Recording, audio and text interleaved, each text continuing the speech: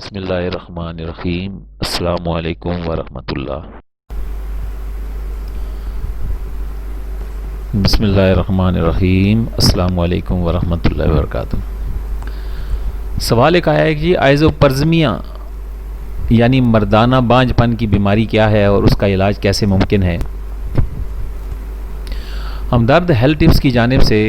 آج کی اس نئی ویڈیو کے ساتھ حاضر ہیں۔ اگر ابھی تک آپ نے اس چینل کو سبسکرائب نہیں کیا تو پلیز سبسکرائب کر لیں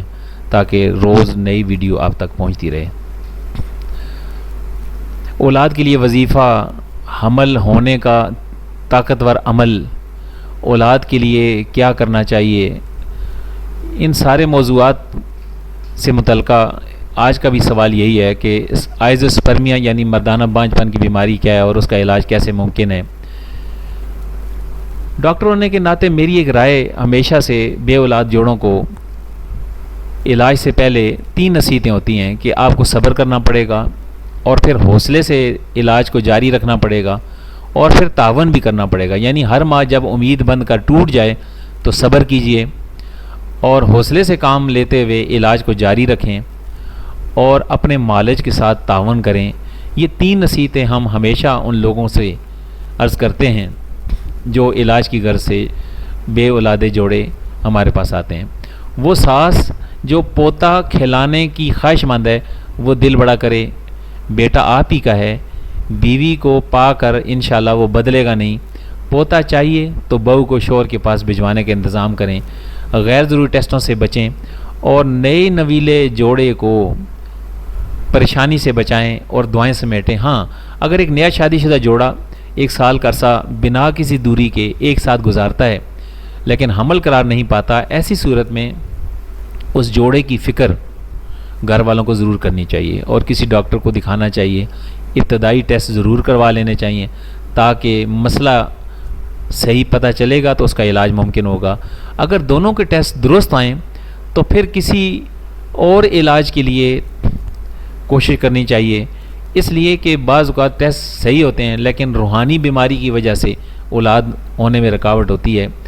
اور اگر اس دوران میاں بیوی آپس میں 1 سال گزارتے ہیں اور پھر حمل نہیں ٹھہرتا تو اب وقت ہے کہ باقاعدہ تشخیص کی جائے، اس کی کمزوری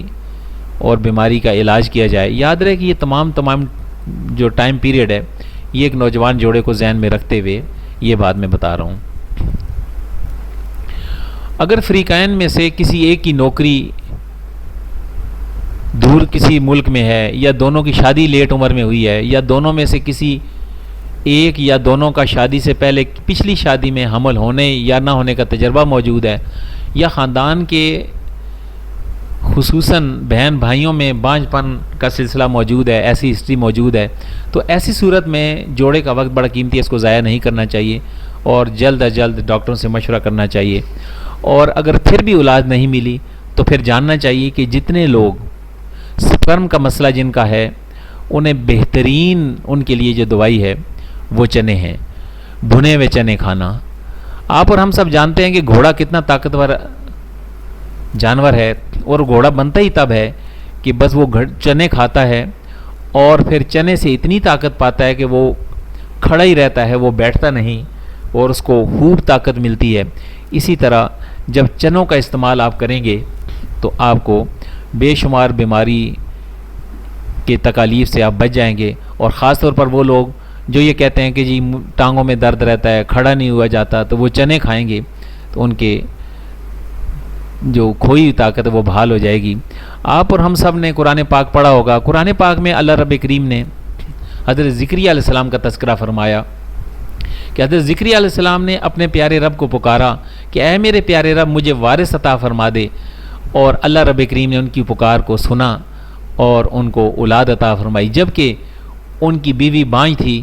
اور حضرت زکریا علیہ السلام کی عمر مبارک 100 سال تھی، تو اللہ رب کریم نے اولاد جیسی نعمت سے نوازا۔ اسی طرح حضرت ابراہیم علیہ السلام کو 87 سال کی عمر میں اللہ تعالیٰ نے بیٹا عطا فرمایا۔ جب زکریا علیہ السلام کو 100 سال کی عمر میں اولاد مل سکتی ہے اور ابراہیم علیہ السلام کو 87 سال کی عمر میں اولاد جیسی نعمت عطا ہو سکتی ہے، تو پھر آپ اور ہمیں بھی یہ کوشش کرنی ہے کہ ہم اللہ تعالیٰ کو پکاریں، اور جب ہم پکاریں گے تو پھر اللہ تعالیٰ ہمیں کیوں یہ نعمت عطا نہیں کر سکتا، تو ہمیں وہ نعمت کیوں نہیں دے گا۔ تو پھر اب ہم نے کیا کرنا ہے، ہم نے یہ کرنا ہے کہ بے اولاد دوستوں کا مسئلہ حل ہو جائے، گود ہری ہو جائے، وارث مل جائے، گھر میں رونق آ جائے، والدین کو اولادیں مل جائیں، تو ہم نے سب سے پہلے دوائیاں جتنی کی ہیں ان کو چھوڑ دیں، اور اگر دوائی بھی ساتھ کرنی ہے تو ضرور کریں، لیکن ہم علاج کرا اگر تھک گئے ہیں، اب صرف ایک ہی کام ہے جو قرآن مجید سے ثابت ہے کہ اللہ کے نبیوں نے اللہ کریم کو پکارا، بس ہم بھی پکارنا سیکھ لیں اور پھر شروع ہو جائیں اور پکاریں اپنے رب کی بارگاہ میں، پھر دیکھیں اس کے کرشمے کیا کیا ہیں۔ یہ 1990 کی بات ہے کہ اسلام آباد کے ایک دوست بے اولادے تھے اور ان کو اولاد کی طلب تھی، انہوں نے بہت علاج کرایا، اور پھر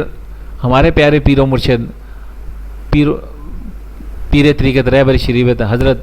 پروفیسر ڈاکٹر محمد مقصود الہی نقشبندی جو کراچی شہر میں ہوتے ہیں، ان کے پاس تشریف لے آئے۔ حضرت صاحب حکیم حاذق ہیں اور طبیب ہیں، ہومیوپیتھک ڈاکٹر ہیں اور گولڈ میڈلسٹ حکیم ہیں، اور آپ کراچی شہر میں ہوتے ہیں۔ آپ کا اعلان ہے کہ دنیا کی کوئی بیماری ہو جو ڈاکٹر کی عقل میں نہ آتی ہو، مریض کی سمجھ میں، حکیم کی سمجھ میں نہ آتا ہو علاج، تو وہ آ جائے، اور اللہ کے نام کی برکت سے فی سبیل اللہ علاج سے اللہ تعالیٰ ان کو شفاء کلی عطا فرما کر اولاد جیسی نعمتوں سے مستفید فرما دیتا ہے۔ تو اللہ کریم کو پکارنے کا مسئلہ بھی حل ہو جاتا ہے کہ اللہ کے ولی ہیں، سلسلہ آریہ نقشبندیہ کے بزرگ ہیں، ان کی صحبت میں رہ کر، ان کی نگاہ کرم سے ان سے دعا لے کر، تو پھر آپ دیکھیں گے کہ ان کا مسئلہ حل ہو جائے گا۔ تو انہوں نے ایسا ہی کیا اور پھر ان کی گود ہری ہو گئی۔ تو حضرت صاحب کے پاس وہ دوست تشریف لے آئے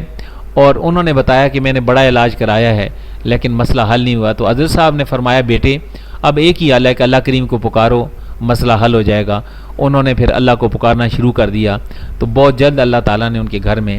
اولادوں کو بھیجنا شروع کر دیا، اور ایک کے بعد دو اور دو کے بعد تین، اس طرح ان کے 5 اولادیں ہوئیں۔ اور اگر کوئی چیز تقدیر کو بدل سکتی ہے تو یہ بندہ مومن کو جاننا چاہیے کہ وہ صرف دعا ہی ہے جو تقدیر کو بدل سکتی ہے۔ لیکن آپ علاج کے غرض سے اگر کوئی بات کریں تو حکیمی لقمان فرمایا کرتے تھے کہ تخم کو بڑھاتا ہے، گویا کہ صرف تخم کھائیں جن میں پستہ، بادام، کاجو، اخروٹ، چلغوزے، پیٹھے کے بیج، اور پھر اپنے پیارے مالک اور خالق کو پکاریں کہ اے میرے پیارے رب، تو ہماری دعاؤں کو سنتا ہے، جس طرح تیرے محبوب کریم علیہ الصلوۃ والسلام نے فرمایا کہ اپنے مالک اور خالق کو پکارو، اللہ کریم ہر پکار کو سنتا ہے۔ تو ہم بھی دعائیں مانگیں، اور دعائیں مانگنے کے لیے جو بہترین طریقہ ہے وہ سجدے میں گر کر دعائیں مانگنی ہے، رو رو کر دعائیں مانگنی ہیں، اور جو دعائیں مانگنی ہوں صرف سجدے میں مانگیں۔ اللہ کریم ہر زبان جانتا ہے، اگر آپ کو عربی نہیں آتی تو اردو میں مانگیں، پنجابی میں مانگیں، بنگالی میں مانگیں، ہندی میں مانگیں، پشتو میں مانگیں، کسی زبان میں آپ اللہ سے دعا مانگیں، انگلش میں مانگیں، دنیا کی کسی زبان میں بھی مانگو گے تو انشاءاللہ تعالیٰ اللہ تعالیٰ آپ کے کام کو بنا دے گا۔ اور اپنے سجدے لمبے کریں، قیام لمبا کریں، سجدے جتنے لمبے ہوں گے قیام جتنا لمبا ہوگا اسی قدر فائدہ ہوگا۔ نماز میں لمبا قیام، لمبا سجدہ، لمبا رکوع، اس سے جسم کے اندر جو بھی ایب نارملٹی ہوتی ہے یا ایب نارمل ایکٹیویٹی پیدا ہوتی ہے وہ نارمل کی طرف چلی جاتی ہے۔ اور یقیناً جب لوگ سجدے میں جاتے ہیں اور لمبا سجدہ کرتے ہیں تو سر کو خوب خون ملتا ہے، اور سر کے جو بال ہوتے ہیں وہ بھی مضبوط ہوتے ہیں، آنکھوں کی روشنی تیز ہوتی ہے، کندھوں کا بوجھ ختم ہو جاتا ہے۔ اور اگر دعا کرنی نہیں آتی تو پھر نماز کے بعد صرف روتے رہیں، رونے کے بھی بہت فائدے ہیں، اور روتے روتے پھر سجدہ کریں اور لمبا سجدہ کریں۔ اس طرح اپنے جسم کو جب آپ خون پہنچائیں گے، دماغ کو خون پہنچے گا، آنکھوں کو خون پہنچے گا، اور جسم مضبوط ہوگا اور صحت مند ہوگا، تو انشاءاللہ تعالیٰ پھر آپ دیکھیں گے کہ آپ کے ہر قسم کی جو تکلیفیں اور بیماریاں ہیں وہ ٹھیک ہو جائیں گی، اور آپ کو اللہ رب کریم اپنی نعمتوں سے نوازے گا اور اولاد جیسی دولت سے آپ کو مستفید فرمائے گا۔ تو ہم نے کیا کرنا ہے کہ ایک تو چنے کھانے ہیں، بھنے ہوئے چنے، اور دوسرا لوگوں کو معاف کرنے کا جذبہ ہمارے اندر آنا چاہیے کہ بندہ جب معاف کرتا ہے تو اس کے اندر بے شمار چیزیں آپ کے جسم سے جو تکلیف والی ہیں وہ خارج ہو جاتی ہیں. اور پھر تیسری جو ڈیوٹی ہم نے کرنی ہے وہ ہے اللہ تعالیٰ سے التجا، کہ جس طرح قرآن ہمیں سکھاتا ہے کہ زکریا علیہ السلام نے جب اللہ تعالیٰ سے عرض کی تو 100 سال کی عمر میں اولاد عطا فرما دی، اور ابراہیم علیہ السلام کو جب اللہ تعالیٰ کی دربار میں عرض کرنے کا موقع نصیب ہوا تو خدا کی پاک ذات نے آپ کو 87 سال کی عمر میں اولاد عطا فرما دی. تو بس ہم نے اپنی کوشش کو جاری رکھنا ہے. اللہ کریم کو جس طرح نبیوں نے پکارا تو ہم بھی پکارنا سیکھ لیں، اور پھر شروع ہو جائیں آج سے پکارے اپنے رب کی بارگاہ میں، پھر دیکھیں اس کے کرش میں کیا کیا ہیں، اور پھر یہ بندہ اپنی اس تکلیف کو بھول جائے گا جو دنیا میں دھکے کھا کھا کے پیسے خرچ کر کر کے تو وہ چاہتا ہے. لیکن ہم کوشش کر کے بیج کھائیں اور بیج میں خشک میوہ جات کھائیں، اور انشاءاللہ تعالیٰ پھر آپ دیکھیں مرد کی زرخیزی کے لیے ضروری ہے کہ یہ چیزیں استعمال کریں، اللہ سے توبہ مانگیں اور اللہ تعالیٰ کی بارگاہ میں اپنی تکلیف کا اظہار کریں تو اللہ تعالیٰ اس بندہ مومن کو اپنی جناب سے عطا فرما دے. اس لیے کہ سب سے طاقتور جو دنیا میں ہستی ہے وہ تو اللہ رب العزت کی ہستی ہے، اور ہمارا یہ ایمان ہے اور ہماری یہ تعلیم ہے کہ جو نبیوں کے کام ہیں، جو اللہ کے محبوب کریم علیہ السلام کی سنتوں کا طریقہ ہے، ان طریقوں پہ ہم عمل کریں گے تو ہماری زندگی میں بہاریں آئیں گی. اور یہ بہاریں ہو تب سکتی ہیں مستقل جب ہم کوشش کر کے اللہ کی دربار میں رجوع ہو جائیں اور توبہ کریں، استغفار کریں، اپنی عادتوں میں ٹھہراؤ لے کے آئیں، عاجزی لے کے آئیں، انکساری لے کے آئیں، نرمی لے کے آئیں، اور اللہ والوں کے ساتھ ہمارا تعلق جڑ جائے، اور پھر ہم کوشش کریں تو ہمارا یہ بگڑا کام آسان ہو سکتا ہے. یہ امید ہے کہ آپ کو آج کی یہ ویڈیو پسند آئے گی، اور اس کے لیے ہم کوشش کریں کہ اپنی زندگی میں جو تبدیلیاں ہیں ان کو ہم لے کے آئیں. اللہ تعالیٰ عمل کی توفیق عطا فرمائے اور آپ کو اولاد جیسی نعمت سے نوازے، اور اولاد جب نصیب ہو جائے تو پھر اللہ کا شکر ادا کریں. السلام علیکم ورحمۃ اللہ وبرکاتہ.